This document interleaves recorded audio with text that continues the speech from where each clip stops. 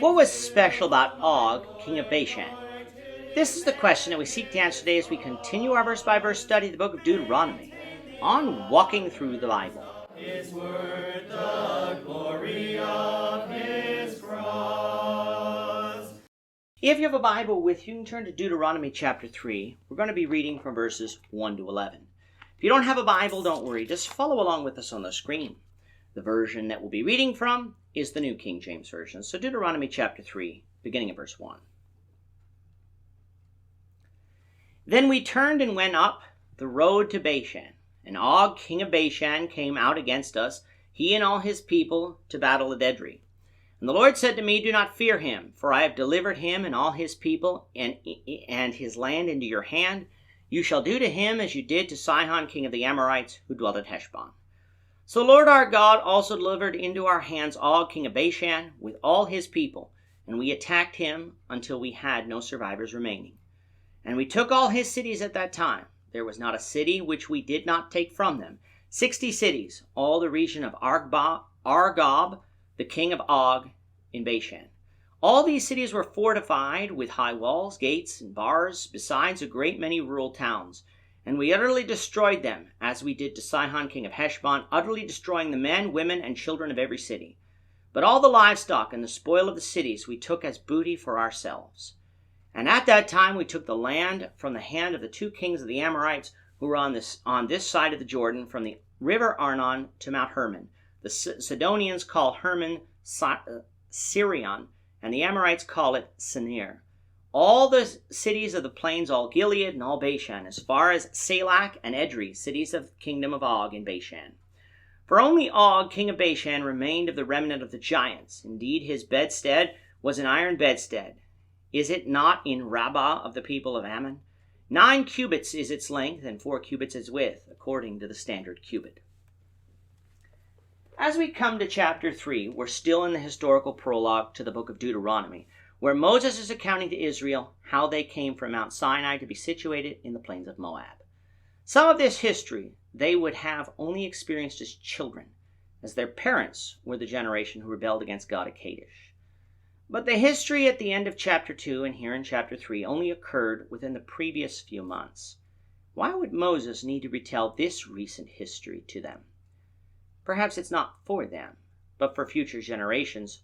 For at the end of the book, instructions will be given for Deuteronomy to be read consistently in Israel, and such a reading would include the events recounted in chapter 3. In our last lesson, we had Israel taking the land of the Amorites on the east side of the Jordan River, but sparing the Ammonites due to God's promises to Lot in Genesis. This conquest took them up to the land of Gilead and close to Bashan, which is situated on the east side of the Jordan, near the Sea of Galilee. Og was the king of Bashan, and like Sihon before him, Og was displeased with Israel looking like they were threatening his territory, so he went out to fight them at Edrei. And just like Sihon before him, Og was defeated by Israel by the hand of God. Nobody survived, just like it was in the battles with the Amorites. Well, what was interesting about Israel's conquest here is that some of these cities were fortified with high walls, gates, and bars, meaning that they would be difficult to conquer. Yet nothing was impossible with God, and with God on their side, Israel was easily able to overcome this obstacle. The only thing that survived was the livestock and the spoils of the city, something Israel also took among the cities of the Amorites earlier. Now, before we continue, I would like to make a quick comment as to the history retold here by Moses. If you listen to many secular and perhaps even some religious documentaries or podcasts on the time period of the Israeli conquest, you might hear that there is a lack of archaeological evidence that Israel ever defeated these cities or controlled this land. They claim that Israel was much smaller than the Bible claims, and instead of conquering, they merely assimilated among the Canaanite peoples that were already living there. To that I would like to offer a couple of thoughts. First, a lack of evidence does not automatically mean that something didn't happen, for it could mean that we just haven't found the evidence yet.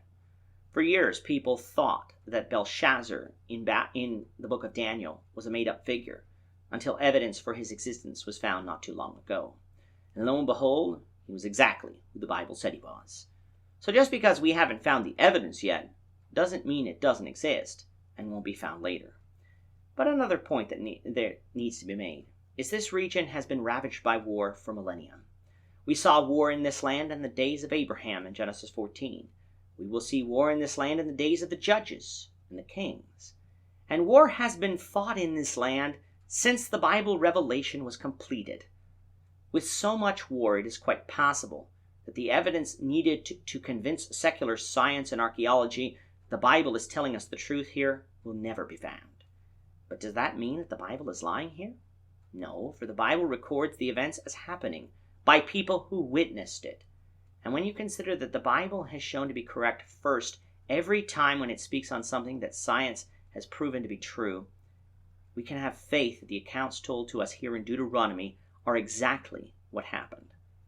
What is interesting about Og, though, is that he is described to be the last of the giants that dwelt in this region.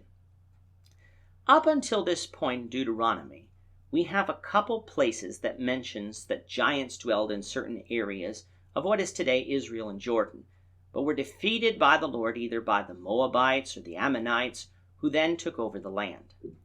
That it was the Lord who did these things is important, for we don't often think of the Lord helping any of these other peoples, but he did for the sakes of Esau and Lot.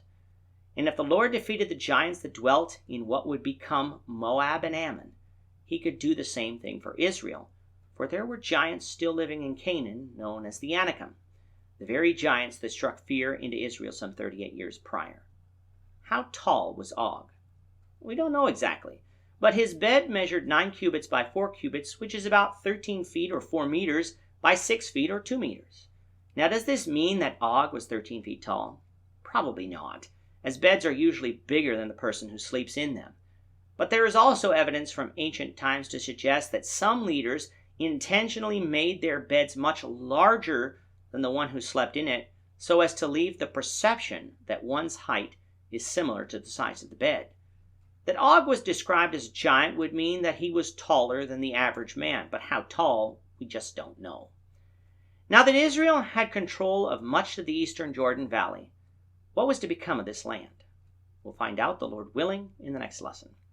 With that, our time is up for today.